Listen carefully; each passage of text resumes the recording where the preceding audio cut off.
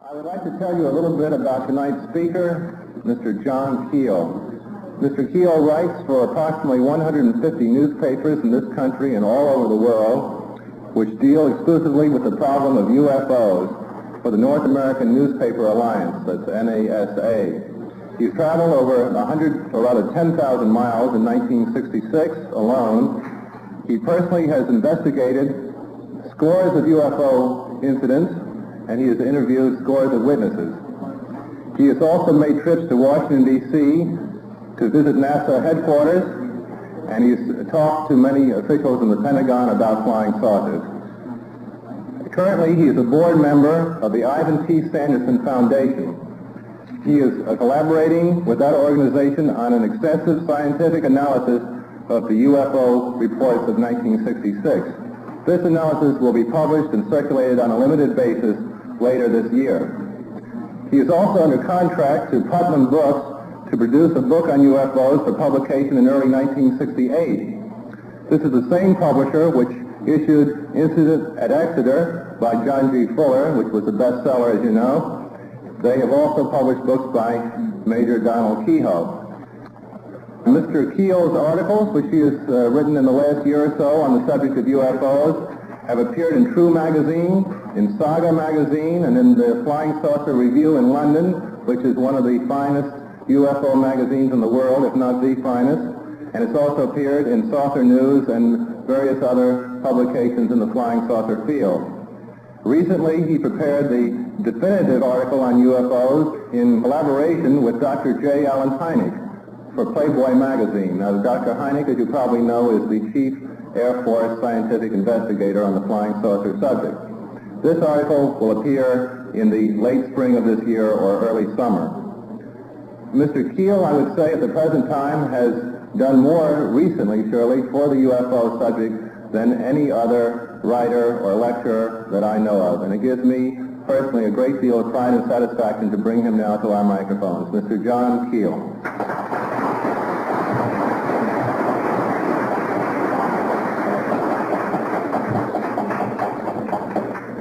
Jim forgot one question earlier. He should have asked how many of you are from the FBI, because I have here the full text of the CIA report of the Robertson panel in 1953. This text, as you know, has been censored and butchered for many years, and I want to read a couple of passages from this, give you an idea of the caliber of men we have working in the United States government, in the CIA, the FBI, and so on. Under the section called Unofficial Investigating Groups, they say this: the panel took cognizance, I'm going to have like with sheep herders here. The panel took cognizance of the existence of such groups as the Civilian Flying Saucer Investigators in Los Angeles and the Aerial Phenomena Research Organization, which was then in Wisconsin. This was 1953. It was believed that such organizations should be watched because of their potentially great influence on mass thinking if widespread sightings should occur. The apparent irresponsibility and possible use of such groups for subversive purposes should be kept in mind. Now, what this means when it comes from someone like the CIA and ends up in a report which turns up on the desks of many high officials, it means that it really gives the FBI and the CIA carte blanche to investigate these groups. And as many of you know, they've done this over the years. They've harassed UFO investigators, amateur UFO investigators, civilians. They've harassed people who've taken photographs of these things, and they've done it all because of this couple of sentences. A number of things in here which are rather appalling. There was a member of this panel named Dewey Fournay. He's not named in here, but this is the man involved, who spent several months preparing an airtight case, he thought, proved the flying saucers came from outer space. He prepared an extensive document on this, and he presented it before this panel. Now, I haven't seen the document, but I know a great deal about it, and I know that he did a very thorough job. Now, here's what they say about Dewey Fournay's report. One of the panel members in his presentation showed how he had eliminated each of the known and probable causes of sightings leaving him extraterrestrial as the only one remaining in many cases. His background as an aeronautical engineer and technical intelligence officer could not be slighted. However, the panel could not accept the cases cited by him because they were raw, unevaluated reports. I don't know how you would define an evaluated report. I suppose it's when they decide it's a weather balloon or swamp gas. On the next page, on page 6, we have the story of the famous Fremont, Utah film. They shot a movie film back in the early 50s, 1,600 frames of a formation of flying saucers in color yet. The intelligence command of the Air Force took this film and microscopically analyzed it. Here's what they say about it. The panel received a briefing by representatives of the U.S. Navy Photo Interpretation Laboratory on their analysis of the film.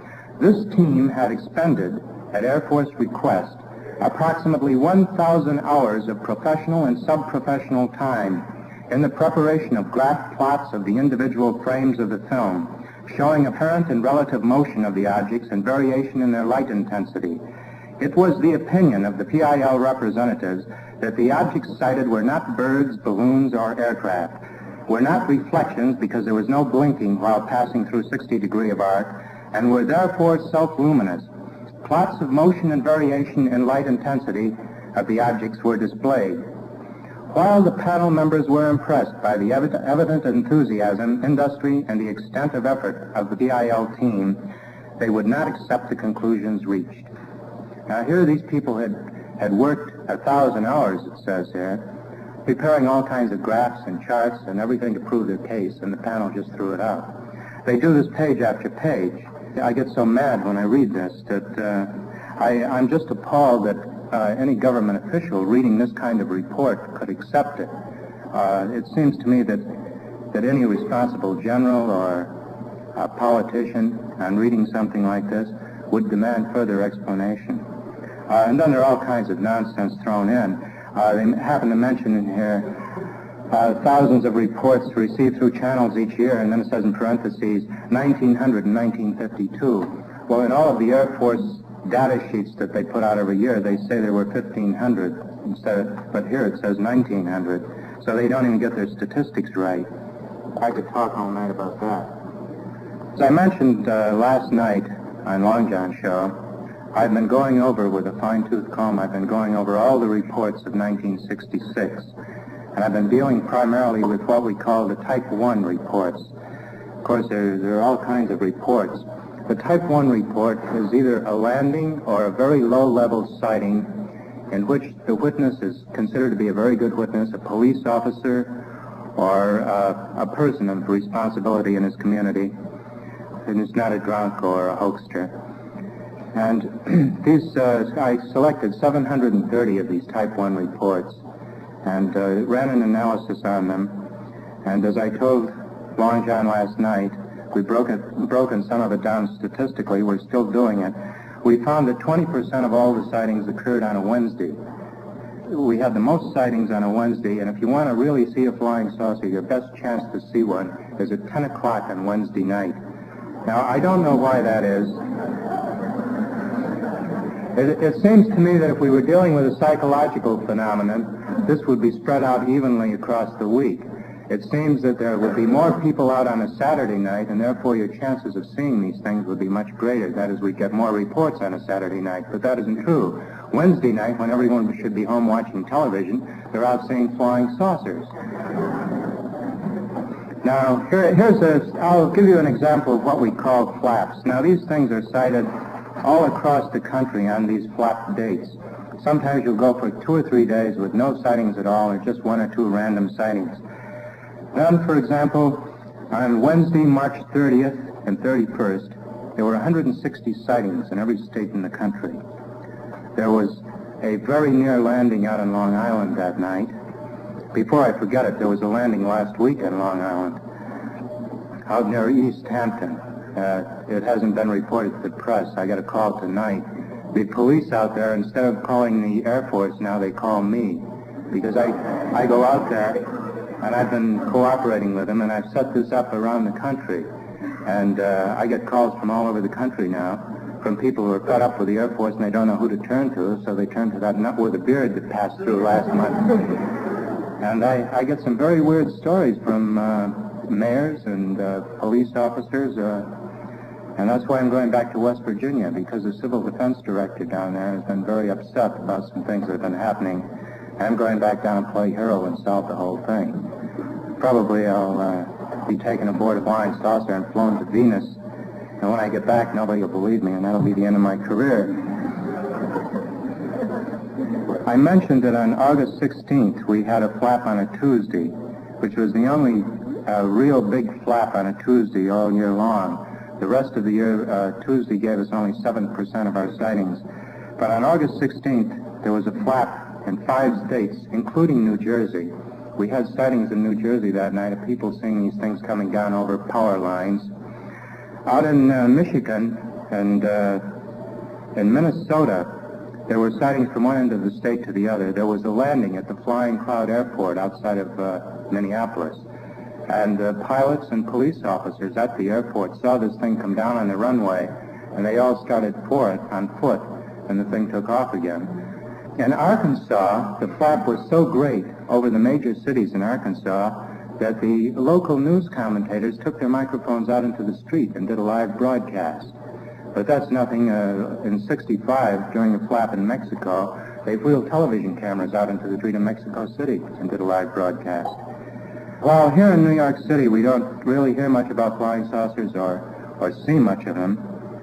You find that throughout the country, people believe in them because they see them all the time. There are some areas where now they're so commonplace, people don't report them anymore. That area in West Virginia, for example. On Wednesday, November 2nd, a man named Woodrow Sternberger claimed that he came upon a flying saucer on a highway and that a being got out and spoke to him. And you may have seen it was in the Look magazine issue on flying saucers.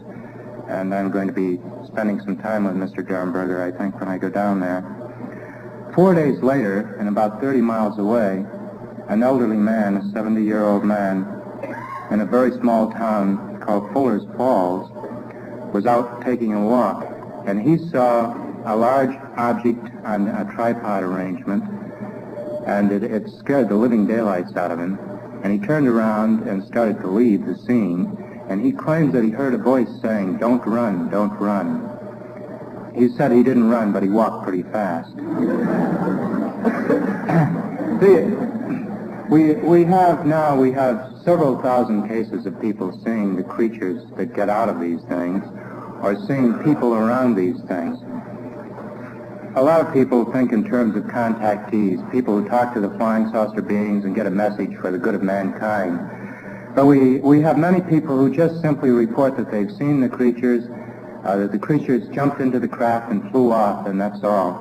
And we call them contactors, and they're all over the country. Everywhere I go, people tell me these stories. When I was traveling through Virginia and West Virginia and Ohio, I'd be sitting in a restaurant having coffee, and I'm rather conspicuous, and in a small town, everyone knows a stranger anyway. And farmers and people would come up to me very shyly, and they'd ask me if I was the fellow who was searching for flying saucers. And then they'd sit down and they'd say, "Something happened to me last week or last month. I've been afraid to tell anybody about it, but maybe you know something about this and you can help us." And then they'd tell me the wildest damn stories, wilder than anything in the literature. For example, cattle stealing. I've heard these stories in every state, that the farmers see these things come down in their fields and take away a cow or two. Now, you're all familiar probably with the classic story of 1896, where a farmer named Alexander Hamilton signed an affidavit that this happened to him. Since then, we've had such cases in France and in California, and now we're having it, apparently an epidemic of it, but most of these people are not coming forward with these stories because they don't know who to tell. And when I'm in the area, they usually tell me, or some of them do anyway. But this is a real part of the problem, is that the American public isn't telling the Air Force the truth about flying saucers. And this is something that I've been feeding the Air Force some of the information I collect, so that later, when they can't say, "We didn't know about that," because then I can whip out my file and say, "Well, I sent it to you on such and such a date." I've been in communities where the people were afraid to go out at night because so many strange things were happening. I've met and talked with many people who are now afraid to drive alone at night, men and women both, because of the strange things that have been happening. There are quite a few alleged kidnapping attempts, which I'm still investigating and building quite a file on, and have upset whole communities. And the Air Force claims they don't know anything about these, and as near as I can determine, there have been no government investigators in these areas. It's all happening very quietly, almost underground. And the local police generally are rather, they don't like anything to upset the routine, and they don't take these things seriously until the roof falls in on them. And in a few communities it has. Now, going back to the business of contactors, on December 3rd, 1966, a California Highway Patrol officer named Vern Morris, with his wife and a few other people, saw what they described as a flying water heater. It was a cylinder, and it was hovering just above the ground, and there was a man in it. Now, he said that they could see the man's head in it, and that he was wearing a silver crash helmet. And they watched this object for several minutes as it maneuvered over a field and then shot away. It was a glowing object. It was surrounded by the usual luminous glow. Now, Vern Morris has gone on record, and these are some of the newspaper clippings. Here's his picture, drawings of the object. He's taken a big chance with his reputation to go on record with his story. And he's only one of the hundreds that are coming forward with these stories. Strange story. What could this thing be with a man in it, a hot water heater with a man in it? Yet it must have happened, or this man wouldn't have gone out on the limb that he did. Now, last night we started off the Long John show with my discussion of the Mothman, which probably many of you had never heard of this case. Although this case was carried on the wire services, it was widely published in every state in the country. The New York newspapers never mentioned it, to my knowledge, but it was published in newspapers everywhere else. And there have been constant sightings of this creature down there. And I want to point out something that I never did get a chance to say on the Long John show.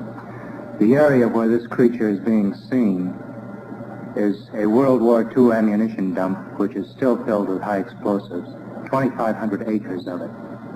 These high explosives are kept in concrete igloos, which are camouflaged, so they can't be seen from the air. I'm going to show you a short strip of film that I took down there. Again, it's a very dull film because it's just the area where these sightings have taken place. In this film, you will see the power plant, the abandoned power plant, which was used. There was an arsenal there during the Second World War, and this power plant was used for that arsenal. And the first sighting of the creature took place around that power plant, and there have been other sightings since around that power plant. I had some very strange experiences there. On December 11th, 1966, Mr. Chester Laporte and a Steve Pearson Jr. saw the Mothman in this area over one of these concrete igloos and watched it fly away. And at that very moment, I was about half a mile away in another section looking for the damn thing. So that was my luck. I never saw the Mothman, but other people did while I was there. The Mothman has pursued automobiles on a number of occasions and has reached speeds up to 100 miles an hour, scaring the daylights out of the drivers. There is only one bird that can go anywhere near that fast. It's a certain eagle, and it can reach 70 or 80 miles in a steep dive straight down if it's diving at some prey on the ground. But we don't know of any bird that could do this. And if this thing is a bird, it's the weirdest bird we're still... When Mothman first appeared, a number of distinguished scientists, hundreds of miles away, decided that it was the sandhill crane. So I got some pictures of a sandhill crane, which is a large bird, stands about this high, has a very long neck. I took this picture around to all the witnesses of Mothman and showed it to them, and they said it wasn't a bird. It wasn't the sandhill crane. And then in January, somebody shot a large owl down there. And so they decided, we've solved the mystery. It's an owl. And the owl, of course, stood about this high. It was a pretty big owl. But again, the witnesses went around and looked at the owl, and they said, no, that's not the Mothman. The Mothman is from 6 to 7 feet tall. He has two large red eyes, 2 inches in diameter. Now, all of the witnesses say the same thing. He has a wingspread of 10 feet. And here's another little irony. An object this size needs very large wings to support it. A human being, you or I, if we were going to make a glider that we could strap on ourselves and fly with, we would need a wingspan of about 35 feet. Now, Mothman is bigger than we are, and he's got a 10-foot wingspan, and he flies anyway, like the bumblebee. Some of the witnesses down there now say that they have heard the sound of some kind of motor or humming sound as the object passes over their head. So possibly this thing is propelled by something. The wings do not move when it's in flight. When this creature is standing on the ground, his wings are folded back. And then when he takes off, the wings spread. As I said last night, no one has seen any arms on this thing. The wings spread, the thing takes off straight up. Now, most large birds need a running start. If you've ever watched any kind of large bird, whether it's a seagull or even very often pigeons, they take a few steps before they take off. They have to sort of build up speed, ground speed. And this thing doesn't do that. It just goes straight up in the air and then goes straight across and pursues whatever it's pursuing, people or automobile, or flying to its flying saucer to go away. What? Yes? That is an angel from heaven. Well,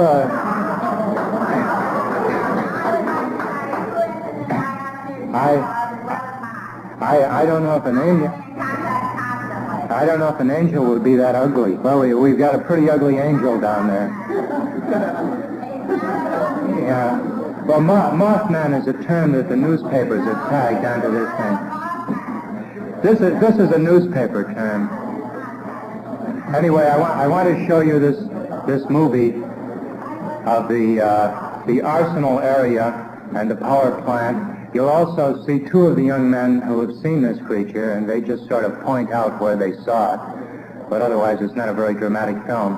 And at the very end of the film, you'll see one of these concrete igloos, which has grass growing over it, and it's rather camouflaged. This is the one particular igloo that Mr. Laporte and Pearson saw the creature flying over. Now we have over 100 reports of Mothman, and more coming in every week. So there's not really much reason to doubt that he exists. He sounds unlikely, but there is something like this down there, and I'm sure anxious to find out what it is. It's Point Pleasant, West Virginia. It's about 50 miles from where Woodrow Dernberger had his contact. As I said, it's 2,500 acres. There are hundreds of these igloos there. There are 4 families living within this area, so it's very thinly populated. If Mothman wanted to live there, not very many people would bother him. I also discovered that during the Second World War, when they were building this ammunition dump, they built a whole network of tunnels in which to transport the high explosives from the arsenal to the various igloos. No one in the whole region knew the location of these tunnels. There were no maps available.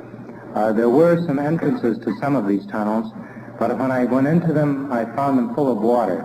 But it's very possible that there is a network of tunnels down there that is not full of water, and I wanted to explore them more fully, but the few openings that I found, I couldn't get anywhere. Perhaps it's just as well as I didn't, because I hate to be crawling through a tunnel and meet something 7 feet tall. I'm going back down there, as I said, and look around some more. And I had some more leads now. As I thought it would, a pattern is building up now, and we may be able to get to the bottom of this one particular case and find out whether Mothman is mechanical or an angel or what he is. Here's a fan letter that I got from France, Nice, France. It says, "Dear Sir, I say the UFO-nauts are ignorant, silly, and have no brains, plain fools. They have worked a long time, probably, to put together a machine that brings them from outer space or inner space in search of new worlds with life on them. And when they find one, ours, they won't stick around to see the life on it, talk with its people, examine our machines, vegetation, or try to find out whether we reproduce by sexual integration or binary fission. Binary fission doesn't sound like much fun. That letter didn't come from the most literate fellow in the world, but there's a bit of truth in what he says. Now we've had a chance to analyze over 2,000 of these creatures' sightings, and we find that the majority of the creatures sighted around grounded UFOs have behaved in a stupid and animal-like manner. They have sometimes shown hostility and attacked human beings viciously and crudely in an animal-like manner, clawing and things like that. Now, out of 2,000 contactee and contactor cases, only about 100 of the alleged witnesses, or 5% of the total, have claimed that the beings that they encountered displayed superior or even normal intelligence. In the other 1,900 cases, the witnesses claimed that the creatures behaved in a clumsy, stupid manner, had glassy eyes, and if they spoke, they had faltering and rambling and confused speech. In short, they're pretty stupid.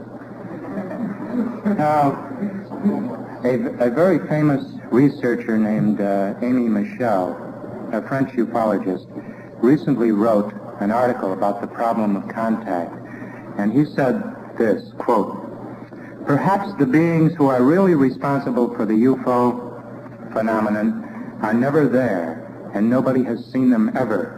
All that we see are robots. These robots are made for a certain task, just as we have produced milk cows, watchdogs, racehorses, and so on. The task for which they are destined would not comprise contact with us." As you know, in the majority of cases, where the witnesses stumble on the creatures accidentally and the creatures quickly flee. They jump into their machines and take off. There seems to be a great deal of validity for this argument. We'd all like to believe that there's a superior intelligence behind these things, but so far they haven't shown much intelligence at all. Certainly in their pursuit of automobiles, that's remarkably stupid, and it goes on all the time. A few weeks ago, we had 2 women out on Long Island who were scared to death when a flying saucer came in from the Atlantic and chased their automobile for about 10 miles. These automobile chases go on all the time. I haven't yet reached the point in my statistical survey where I've been able to sum up how many of them there were in 1966, but there were a lot of them. And usually when they chase an automobile, when the automobile reaches an area where there are bright lights, brightly lighted street or street signs or what have you, the object will then leave. It won't continue to follow them into a lighted area. Or if the thing has been chasing them along lonely roads, as soon as the traffic picks up, the object will leave them alone. We could speculate that perhaps the objects were trying actually to catch these automobiles and to catch the people in them, because we now have quite a few cases where this has apparently happened. You're all familiar with the Barney Hill case, Barney and Betty Hill. You're probably not aware that there are several other cases identical to it. I think I discussed them very briefly in Long John last night. It's very late, and I only had a chance to cover about 10% of what I was going to discuss tonight.